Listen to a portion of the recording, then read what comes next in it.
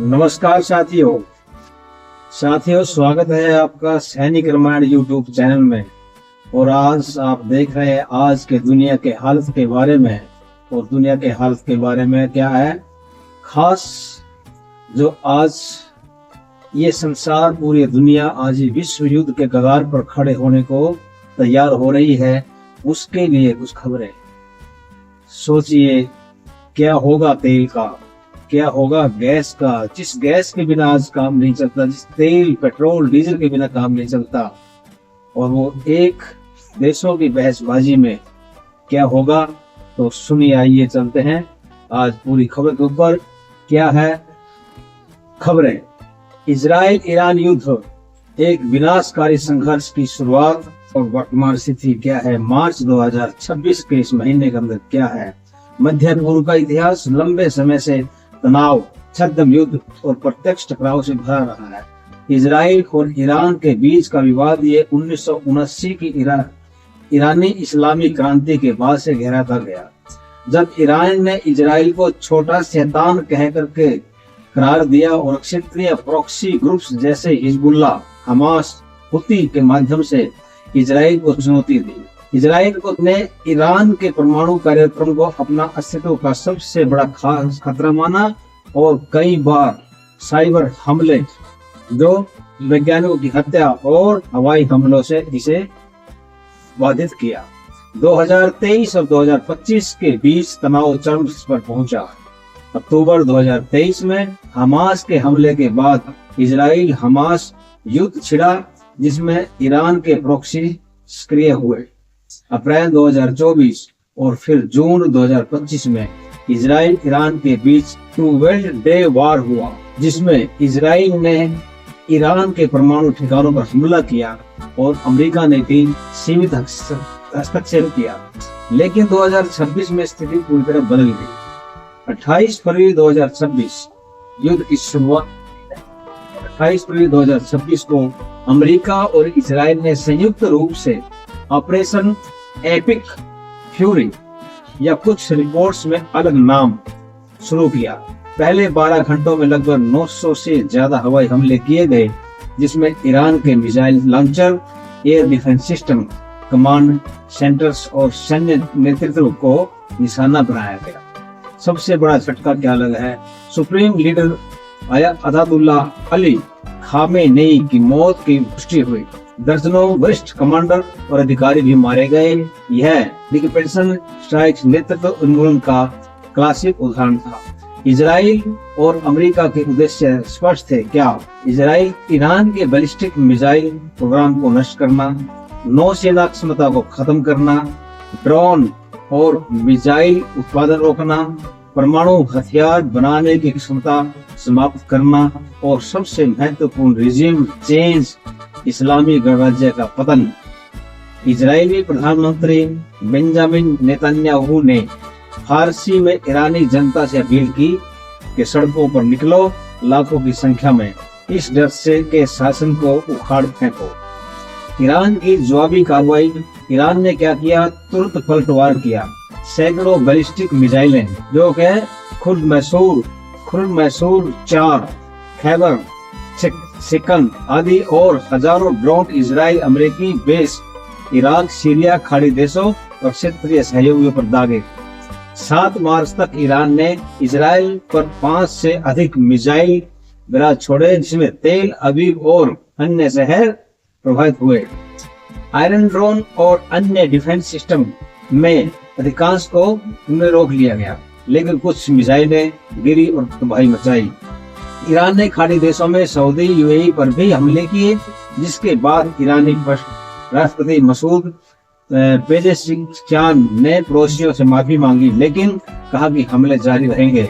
अगर हमले जारी रहे तो ईरान ने 1600 प्लस ड्रोन हमले क्षेत्र में किए। वर्तमान स्थिति क्या है, 7 मार्च 2026 तक युद्ध का दूसरा सप्ताह चल रहा है। अमेरिका ने 3000 प्लस टारगेट्स पर हमले किए। इजराइल ने तेहरान और अन्य शहरों पर ब्रॉड वेव ऑफ स्ट्राइक जारी रखी। ईरान की नौसेना पूरी तरह क्षतिग्रस्त है। 20 से ज्यादा जहाज डूब चुके हैं। हिजबुल्लाह लेबनान से हमले कर रहा है, लेकिन IRGC अधिकारी लेबनान से भाग रहे हैं। ट्रंप ने अनकंडीशनल सरेंडर की मांग की और कहा कि ईरान बहुत और जोर से मारा जाएगा। उन्होंने दावा किया कि ईरान ने पड़ोसियों से सरेंडर कर दिया, जो ईरान ने खारिज किया है। तेहरान में अस्पताल, पुलिस स्टेशन, अदालत और नागरिक इलाके प्रभावित, सैकड़ों मौतें हुई। मिनाव में एक स्कूल पर हमला हुआ है, 160 से ज्यादा बच्चे मारे गए, जिसे इजराइल ने नकारा है। वैश्विक प्रभाव क्या होंगे इसके? तेल की कीमतें रिकॉर्ड स्तर पर, हवाई यात्रा प्रभावित, हजारों फंस गए। भविष्य की संभावनाएं क्या है?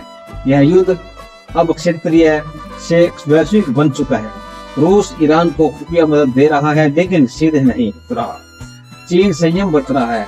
पाकिस्तान और सऊदी के बीच बैठकें हो रही हैं। इजराइल ईरान युद्ध अब रिजीम चेंज की दिशा में है। अगर ईरान का शासन गिरा तो मध्य पूर्व का नक्शा बदल सकता है, लेकिन अगर ईरान टिका रहा तो लंबा गुरिल्ला युद्ध, अधिक तबाही, आर्थिक तबाही और परमाणु खतरा बढ़ेगा। यह युद्ध सिर्फ दो देशों का नहीं है, यह विचारधाराओं का, क्षेत्रीय वर्चस्व और वैश्विक शक्ति संतुलन की ये लड़ाई जो है इजराइल, अमेरिका और ईरान के बीच चल रही है। जो अब इसका एक विस्तृत विश्लेषण देते हैं, क्या क्या है दैनिक इसमें क्या हालात हैं। एक विस्तृत विश्लेषण और वर्तमान स्थिति क्या है मार्च 2026 में। मध्य पूर्व का क्षेत्र जैसे बताया था लंबे समय से भू राजनीतिक तनाव का केंद्र रहा है, लेकिन 2026 में इजराइल और ईरान के बीच छिड़ा युद्ध इस क्षेत्र की स्थिरता को अभूतपूर्व चुनौती दे रहा है। यह संघर्ष न केवल दो देशों के बीच का है, बल्कि इसमें अमेरिका की सीधी भागीदारी, क्षेत्रीय प्रॉक्सी ग्रुप्स जैसे हिजबुल्लाह, हमास और हुती विद्रोह की भूमिका और वैश्विक शक्तियों की प्रतिक्रिया शामिल है। इस हम यहाँ पर युद्ध की ऐतिहासिक पृष्ठभूमि, शुरुआत, दिन प्रतिदिन की घटनाओं और हताहतों की संख्या, अधिक प्रभाव, वैश्विक प्रतिक्रियाओं और भविष्य की संभावनाओं का विस्तार से विश्लेषण करेंगे। यह जानकारी विभिन्न विश्वसनीय स्रोतों से एकत्रित की गई है, जिसमें समाचार एजेंसियां, सोशल मीडिया अपडेट्स और विशेषज्ञ रिपोर्ट्स शामिल है। आइए ऐतिहासिक पृष्ठभूमि से क्या है। इजराइल और ईरान के बीच तनाव की जो जड़ें हैं 1979 की ईरानी इस्लामी क्रांति इसमें है, जब अयातुल्लाह खुमैनी के नेतृत्व में ईरान ने इजराइल को छोटा शैतान घोषित किया और इसे मान्यता देने से इनकार कर दिया। ईरान ने क्षेत्रीय प्रॉक्सी ग्रुप्स को समर्थन देकर इजराइल को घेरने की रणनीति बनाई, जबकि इजराइल ने ईरान के परमाणु कार्यक्रम को अपना सबसे बड़ा खतरा माना। 2010 में स्टकनेट साइबर अटैक, ईरानी वैज्ञानिकों की हत्याएं और सीरिया में ईरानी ठिकानों पर इजरायली हमले इस छद्म युद्ध के उदाहरण हैं। 2023 में हमास के हमले के बाद गाजा युद्ध छिड़ा, जिसमें ईरान की भूमिका संदिग्ध रही। 2024 से 2025 में तनाव बढ़ा, जब इजराइल ने ईरान के परमाणु ठिकानों पर सीमित हमले किए, लेकिन 2026 में स्थिति विस्फोटक हो गई। क्या अमेरिकी राष्ट्रपति डोनाल्ड ट्रंप की वापसी के बाद इजराइल के प्रधानमंत्री बेंजामिन नेतन्याहू के साथ मिलकर ईरान पर रिजीम चेंज की रणनीति अपनाई? ट्रंप ने 2015 के ईरान न्यूक्लियर डील को पहले ही रद्द कर दिया था और अब दावा किया कि ईरान परमाणु हथियार हासिल करने के करीब था। युद्ध की शुरुआत कब होती है? 28 फरवरी 2026। 28 फरवरी को इजराइल और अमेरिका ने ऑपरेशन एपिक फ्यूरी शुरू किया, जिसमें पहले 12 घंटों में 900 से अधिक हवाई हमले किए गए। लक्ष्य ईरान के बैलिस्टिक मिसाइल सिस्टम जो साइट्स थी, air defence system, command centres और सैन्य नेतृत्व थे। सबसे बड़ा झटका जो सुप्रीम लीडर जो अयातुल्लाह अली खामेनेई की मौत थी, जिसे इजरायली ब्लू स्पैरो मिसाइल से निशाना बनाया गया। दर्जनों वरिष्ठ IRGC क्या है, Islamic revolutionary guard corps commander भी मारे गए। अमेरिकी सेंट्रल कमांड ने IRGC के कमांड फैसिलिटी, एयर डिफेंस और मिसाइल साइट्स को नष्ट करने की जिसमें पुष्टि की है। अब इसका उद्देश्य क्या था इनका, अमेरिका और इजराइल का उद्देश्य क्या है? ईरान के मिसाइल और ड्रोन प्रोग्राम को नष्ट करना पहला। दूसरा है परमाणु सुविधाओं जैसे नातांज फोड़ो को क्षतिग्रस्त करना, यह है कि परमाणु बम वगैरह है। नौसेना और वायुसेना को कमजोर करना। शासन परिवर्तन, रिजीम चेंज। नेतन्याहू ने ईरानी जनता से अपील की कि वे सड़कों पर उतरें और डर के शासन को उखाड़ फेंके। ट्रंप ने ईरान को बहुत जोर से मारा जाएगा की धमकी दी। दिन प्रतिदिन की घटनाएं क्या हैं, ये सिलसिलेवार आप देखिए क्या होता है। पहला दिन 28 फरवरी को क्या होता है, संयुक्त हमलों की शुरुआत। ईरान ने जवाब में इजराइल पर 200 से अधिक मिसाइलें और ड्रोन दागे। आयरन ड्रोन ने अधिकांश को रोका, लेकिन कुछ हिट्स से 9 इजरायली मारे गए। ईरान ने खाड़ी देशों जैसे सऊदी, यूएई पर भी हमले किए। दूसरा दिन 1 मार्च, इजराइल ने तेहरान के आंतरिक सुरक्षा मुख्यालय को नष्ट किया। ईरान ने इजराइल पर और मिसाइलें दागी, जिसमें सोमेश में 9 मौतें हुई। अमेरिका ने ईरान के 9 सेना जहाजों को डुबो दिया। तीसरे दिन क्या होता है, 2 मार्च को युद्ध क्षेत्रीय हो गया। हिजबुल्लाह ने लेबनान से हमले शुरू कर दिए, जिसके जवाब में इजराइल ने दक्षिणी लेबनान में घुसपैठ की। तेहरान में ब्रॉड वेव हमले। ईरान ने स्ट्रेट ऑफ हॉर्मुज को धमकी दी, जो स्टेट ऑफ हॉर्मुज को यह धमकी दी है। चौथा दिन 3 मार्च को क्या होता है, अमेरिका और इजराइल ने तेहरान, कुम और बेरूत पर तेज हमले किए। ईरान ने यूएई, सऊदी और साइप्रस पर ड्रोन हमले किए। ईरान ने अमेरिकी दूतावास रियाद में क्षतिग्रस्त हुआ। ट्रंप ने लंबे युद्ध की चेतावनी दी। तेल की कीमतें बढ़ चुकी हैं। 5वें दिन 4 मार्च को ईरान ने 5 वेव्स में मिसाइलें दागी। तेल अभी प्रभावित हुआ। अमेरिकी सीनेट ने युद्ध प्रस्ताव को अस्वीकार कर दिया। ईरान ने हॉर्मुज में जहाजों पर हमले किए। 6वें दिन 5 मार्च को अमेरिका, इजराइल ने हवाई वर्चस्व बनाए रखा। 1000 से अधिक ईरानी मौतें हुई। चीन ने ईरान से तेल आयात रोका। ईरान ने IRGC को पुनर्गठित कर दिया। 7वें दिन 6 मार्च को क्या होता है, ईरान ने ड्रोन और मिसाइल हमले जारी रखे। इजराइल ने फोर्डो न्यूक्लियर फैसिलिटी के पास चेतावनी जारी की। तेहरान हवाई अड्डा आग में। 8वें दिन 7 मार्च को यानी आज तेहरान में बड़े विस्फोट। इजराइल ने एक विश्वविद्यालय पर हमला किया जो IRGC ट्रेनिंग सेंटर था। ईरान ने यूएई पर 1000 से ज्यादा ड्रोन और मिसाइलें दागी। ट्रंप ने अनकंडीशनल सेंटर की जो मांग की है, ईरानी राष्ट्रपति मसूद पेजेश्कियान ने पड़ोसियों से माफी मांगी, लेकिन हमले जारी रखने की बात कही। पूर्वी यरूशलेम में सायरन बज। वर्तमान स्थिति क्या है, आज 7 मार्च 2026 की वर्तमान स्थिति तक आज तक क्या है कि युद्ध का दूसरा सप्ताह शुरू हो चुका है। अमेरिका ने 3000 से ज्यादा लक्ष्यों पर हमले किए, जबकि इजराइल ने 80 से ज्यादा विमानों से 230 बम गिराए। ईरान की नौसेना बुरी तरह क्षतिग्रस्त है। 20 से ज्यादा उनके जहाज डूब चुके हैं। IRGC अधिकारी लेबनान से भाग रहे हैं। जो IRGC के अधिकारी है वो लेबनान से भाग रहे हैं। ईरान ने इजराइल पर 300 से ज्यादा मिसाइलें और यूएई पर 1000 से ज्यादा ड्रोन दागे। तेहरान में अस्पताल, पुलिस स्टेशन और नागरिक इलाके प्रभावित हो चुके हैं। मिनाब में एक स्कूल पर हमला, जिसमें 160 से ज्यादा बच्चे मारे गए हैं। अमेरिका को उन्होंने जिम्मेदार ठहराया है। Tehran police chief Abbas Ali जो है मोहम्मदीन मारे गए। ईरान ने अमेरिकी रडार सिस्टम जो कि $300 मिलियन के था, वो जॉर्डन में उसको नष्ट कर दिया है। हिजबुल्लाह ने बैरूत के दहिया इलाके में से हमले किए, जिसके जवाब में इजराइल ने निकासी चेतावनी जारी की है।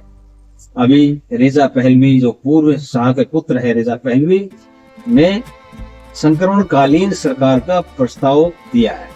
हताहत और शक्ति क्या हुई है, देखिए कितने मरे हैं, क्या उसका नुकसान हुआ है। ईरान में 1300 से ज्यादा मौतें, कुछ रिपोर्ट्स में 1332 प्लस हो चुकी हैं, सैकड़ों घायल हैं। इसमें नागरिक, स्कूली बच्चे और वरिष्ठ अधिकारी शामिल हैं। इजराइल में 11 से 12 नागरिक मौतें हुई हैं, सैकड़ों घायल हुए हैं। अमेरिका में 6 सैनिकों की मौतें हुई हैं और 18 से 20 तक घायल हुए हैं। अन्य में क्या हुआ देखिए, खाड़ी देशों और लेबनान में दर्जनों मौतें हुई हैं। कुल मौतें 1500 से ज्यादा से अधिक बताई जा रही हैं। नुकसान क्या हुआ, क्षति क्या हुआ है? ईरान की मिसाइल क्षमता 70% कम हो चुकी है, नौसेना नष्ट हो गई है। इजराइल में स्थानीय क्षति हुई है और अधिक और वैश्विक आर्थिक और वैश्विक प्रभाव इसके क्या हुए, इस युद्ध के आर्थिक और वैश्विक प्रभाव क्या है? तेल की कीमतें रिकॉर्ड स्तर पर, हॉर्मुज स्ट्रेट में जहाजों पर हमले से शिपिंग प्रभावित हुई है। चीन ने तेल निर्यात रोक दिया है। अमेरिकी बाजार क्रैश हो चुका है। गैस की कीमतें बढ़ी हैं। यूरोपीय संघ ने नागरिकों को निकाल दिया है। आगे 2026 जो विश्व कप अमेरिका में है, उसका कोई पता नहीं कब होगा। और वैश्विक प्रतिक्रियाएं क्या है, प्रतिक्रियाएं देशों की जो संसार की तरफ से क्या है। रूस ईरान को खुफिया मदद दे रहा है लेकिन सीधा हस्तक्षेप से नहीं है। चीन संयम बरत रहा है लेकिन तेल आपूर्ति पर चिंता है। यूरोप क्या कर रहा है? फ्रांस ने यूएई में जेट तैनात किए हैं। जर्मनी ने इजराइल का समर्थन किया है। ओमान क्या कर रहा है? मध्यस्थता की कोशिश है लेकिन दबाव में है। भारत तटस्थ है, एक जगह रुका हुआ है भारत, लेकिन तेल आयात प्रभावित हो चुका है। पाकिस्तान और सऊदी अरब की बैठकें चल रही हैं। कुछ विशेषज्ञों ने इसे तेल के लिए युद्ध कहा है क्योंकि एक व्हाइट हाउस अधिकारी ने ईरान के तेल भंडारों को जब्त करने की बात कही है। मतलब ये तेल के लिए युद्ध हो रहा है। तो भविष्य की संभावना क्या है? भविष्य की संभावना यह है कि यह युद्ध रिजीम चेंज की दिशा में है। अगर ईरान का शासन गिरा तो मध्य पूर्व का नक्शा बदल सकता है, लेकिन लंबा गुरिल्ला युद्ध संभव हो। ट्रंप ने कहा है कि ईरान परमाणु हथियार के करीब था, लेकिन IAEA ने इनकार किया है। आगे पूर्व अमेरिकी अधिकारी जो है इसे बिना रणनीति का युद्ध कहते हैं। जो अधिकारी हैं पूर्व अमेरिका के, उसको बिना रणनीति का युद्ध कह रहे हैं। और अगर जारी रहा तो परमाणु खतरा और वैश्विक मंदी संभव है। ईरान ने सरेंडर से इनकार कर दिया है। ईरान सरेंडर करने की पोजीशन में नहीं है, नहीं चाहता। यह संघर्ष साथियों विचारधाराओं का वर्चस्व और संसाधनों की लड़ाई है। स्थिति तेजी से बदल रही है। आगे इस पर नजर रखें सभी, और आगे अभी खबर इसकी आपको दी जाएगी। आगे क्या होगा ये आप अगले इस मेरे वीडियो में देखिए। आप सभी का बहुत बहुत धन्यवाद। जय हिंद, जय भारत।